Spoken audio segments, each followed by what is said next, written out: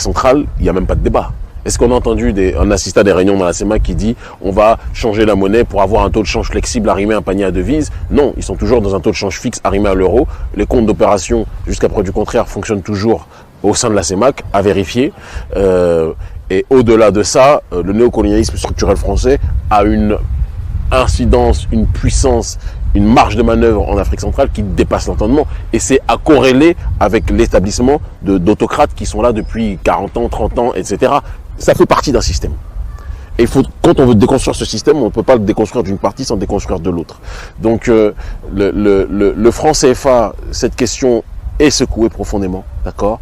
On a réussi à le pousser à un niveau institutionnel en Afrique de l'Ouest. On vous rétorquera qu'en Afrique de l'Ouest également, on n'a pas beaucoup avancé. C'est vrai. C'est pas vrai. Le débat y a pris coup, le débat y est plus prégnant. C'est faux. C'est faux. Je pense que vous ne suivez pas avec attention ce qui se passe. On est aujourd'hui dans un débat institutionnel historique. Le Nigeria et le Ghana demandent à ce qu'on ait une monnaie éco à taux de change flexible arrimé à un panier à devises, sans les comptes d'opération. Et Emmanuel Macron, la marionnette du capitalisme prédateur occidental, lui-même a fait supprimer les comptes d'opération. Ça, c'est le fruit de nos mobilisations. Donc ça, c'est historique. On ne peut pas dire qu'on n'a pas beaucoup... Non, ça a avancé. De l'autre côté, maintenant, Macron, comme il sent qu'il est en train de perdre du terrain, il a appelé son toutou Alassane Ouattara, excusez-moi, mais je dis ce que je pense, ça n'engage que moi, d'accord, pour que Alassane Draman Ouattara puisse, avec lui, créer la monnaie, voler le nom éco de la CEDEAO et créer la monnaie éco qui serait en réalité un franc CFA déguisé avec toujours un taux de change fixe arrimé à l'euro, puisque l'arrimage à l'euro, qui est une monnaie beaucoup trop forte pour nos économies locales, anéantit tout processus de compétitivité, mais arrange les entreprises françaises, d'accord, dans leurs exportations, dans leurs importations de manière générale, sans contrôle aucun. Mais ça défavorise justement les échanges commerciaux entre les pays d'Afrique, de la zone franc dans la zone ouest, ce qu'on appelle les pays de l'UMOA. Donc, en Afrique de l'Ouest, le débat est historique. Le Nigeria et le Ghana ne veulent pas. Ils ont repris, ils ont été dans la continuité de nos mobilisations, d'accord. Et c'est une victoire historique. Ouais. Ils ne veulent pas un taux de change fixe arrimé à l'euro. Donc non, on a grandement avancé. Le calendrier devait faire que c'était d'ici peu de temps que la monnaie éco à taux de change flexible arrimé à un panier à devises voit le jour. Malheureusement, le Covid a dérégulé. On parlait de la fin 2021. Oui, mais ça a dérégulé. On a une crise Covid qui, si ça détruit déjà des économies occidentales, ne nous trompons pas, évidemment que les économies africaines, on n'en parle même pas. Et donc, il y avait des critères de convergence qui devaient être respectés pour chaque pays qui adhérait justement. Puisqu'on parle d'Afrique centrale, on y reste des observateurs présents de cette région comme l'un des espaces les plus liberticides, où les droits de l'homme sont bafoués, violés, les libertés réprimées, les transitions démocratiques pratiquement inexistantes. Mais pourquoi, selon vous, cette réputation colle tant à la peau de cette... Parce que la réputation s'appuie sur des faits avérés. Je prends l'exemple, je crois que c'était au Congo-Brazzaville, un opposant qui a eu l'outrecuidance de se présenter contre Sassou Nguesso et qui finit mort. On dit que c'est le Covid, alors que, bon, a priori, le Covid avait l'apparence de militaires noirs qui se sont occupés de lui. C'est malheureux à dire, mais c'est une réalité. Ça n'engage que moi, encore une fois. On vit dans des pays où la répression est maladive, ici encore récemment, et dire cela ne signifie pas, c'est très important que je le dise, moi je ne suis pas quelqu'un qui va se lever pour un candidat, je ne suis pas un camtoïste ou je ne sais trop quoi que ce soit. Parce que je pense qu'il y a sur le terrain du néocolonialisme, il y a des choses que je ne vois pas de manière très claire dans ce qu'il dit, et j'ai besoin d'en savoir beaucoup plus sur ce terrain-là. Je sais que quand il était jeune, il avait des positions beaucoup plus claires. Ces dernières années, je trouve qu'elles le sont beaucoup moins. Mais, dire cela n'empêche pas que je ne peux pas comprendre la répression que sa contestation politique a aujourd'hui. Ces militants sont arrêtés, ces militants sont réprimés. Peu de temps avant mon arrivée, il y a eu des militants justement de son parti, le MRC, qui ont été condamnés. Pourquoi? Pour des manifestations? À un moment donné, je pense qu'il faut qu'on change aussi la manière de faire. Ça n'honore pas nos dirigeants de se comporter comme ça. J'ai dit sur d'autres chaînes, et parce que je n'ai peur de rien, je le dis encore aujourd'hui, je sais que Paul Biya, il y a des Camerounais qui l'aiment. Il faut qu'on soit très clair. Et moi, je ne suis pas dans une attaque de personne. Mais quand vous êtes... Moi, je suis né en 81. Quand je suis né, le président Biya était encore là. Mais ça, c'est la Champions League de la longévité au pouvoir. Si vous êtes long au pouvoir, mais que vous bâtissez votre pays, tant mieux.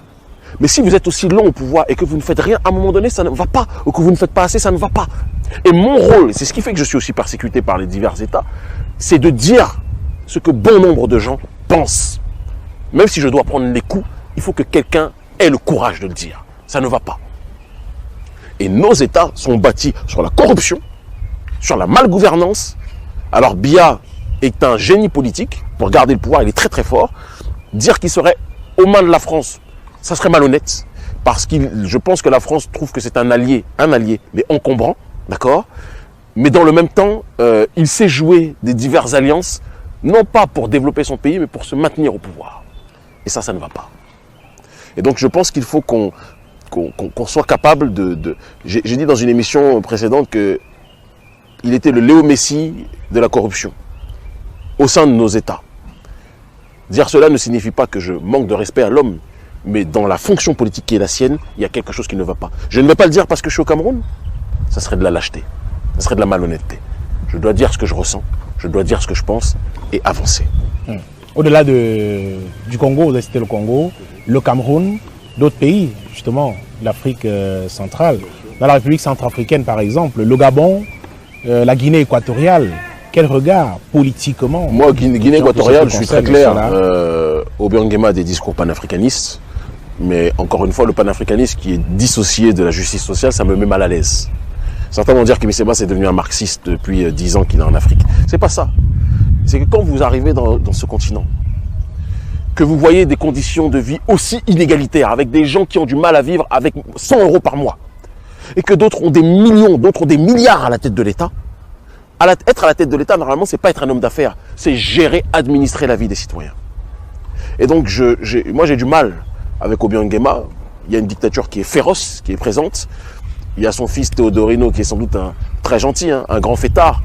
Mais la répression vis-à-vis de ceux qui veulent une autre façon de fonctionner, elle est violente.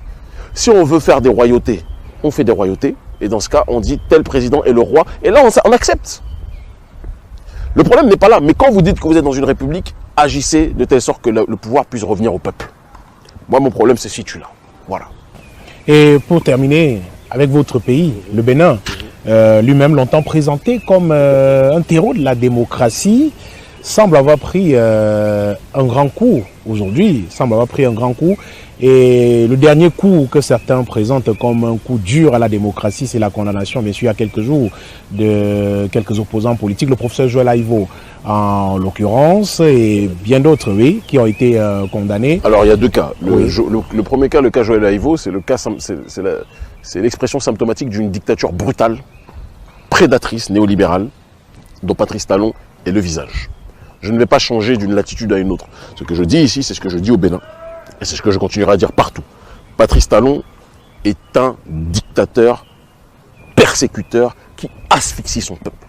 Et c'est pour ça que quand je vois parfois certains, même au Camerounais, qui critiquent la gestion de Paul Biya, mais qui vont par la suite adhérer en disant Talon, sous prétexte qu'il construit des routes, Talon c'est bon pour alors qu'il persécute la population, je pense qu'à un moment donné, il y a une schizophrénie qu'il va falloir être capable de gérer. Même si on sait que cette schizophrénie s'explique par l'argent, bien souvent. Et la corruption. Patrice Talon, si vous me demandez dans la gestion, l'expression du pouvoir, Patrice Talon donne plus de fierté aux Béninois que quelqu'un comme Yahi Boni. Quand il y a eu les attentats de Charlie Hebdo il y a quelques années, et que Yahi Boni est parti pleurer avec sa cravate rouge en costume bleu, il a mis mal à l'aise tous les Béninois. Donc Patrice Talon, pour moi, est un visage fondamental de la prédation et de la dérive autocratique en Afrique de l'Ouest. La seule nuance qu'il y a par rapport à Patrice Talon, c'est que on ne peut pas, il faut le reconnaître, moi je suis quelqu'un qui aime être objectif, on ne peut pas le présenter comme l'agent numéro 1 des intérêts français. Ce ne serait pas vrai. Talon, il est l'agent de ses propres intérêts et de ses propres poches. Ce qui arrange ses poches, c'est bon pour lui. Vous comprenez? Mais ce n'est pas quelqu'un qui va se battre contre le néocolonialisme. Quand le néocolonialisme l'arrange, il mange dedans. Vous comprenez? Mais ce n'est pas quelqu'un non plus dont le néocolonialisme va se servir aveuglement, parce que Talon, l'avantage qu'il a, c'est que comme il s'est fait une fortune par lui-même et par un certain nombre de mécanismes qui ne sont pas forcément les plus honorables, mais peu importe, au Bénin, il a été capable, c'est un scientifique de l'opportunisme, il a saisi les opportunités, les marchés, c'est pas par autre chose qu'il est arrivé là où il est. Eh bien, ça fait que l'extérieur ne peut pas lui dicter une conduite comme il le veut, donc on ne peut pas dire tu vas là, là, là, là, là, comme d'autres présidents qui sont complètement dépendants de ce dernier. Vous comprenez ce que je veux dire? Mais ça reste sur le terrain des libertés individuelles. Pour moi, quelqu'un qui asphyxie profondément son peuple. Et il a la chance de bénéficier d'une nation, d'une population où la peur est très présente. Moi, je voyage dans toute l'Afrique. Le Béninois est malheureusement aujourd'hui quelqu'un qui est plongé dans la peur. Soit dans la peur, soit dans l'individualisme. Certains, ce qu'ils veulent, c'est juste l'argent. Donc, Patrice Talon est un bon modèle pour eux. Et ceux qui sont contre ont peur. Moi, combien de gens m'ont dit « Kémy, viens, parle, parle ». Moi, je parle. Mais quand je me retourne, il n'y a plus personne.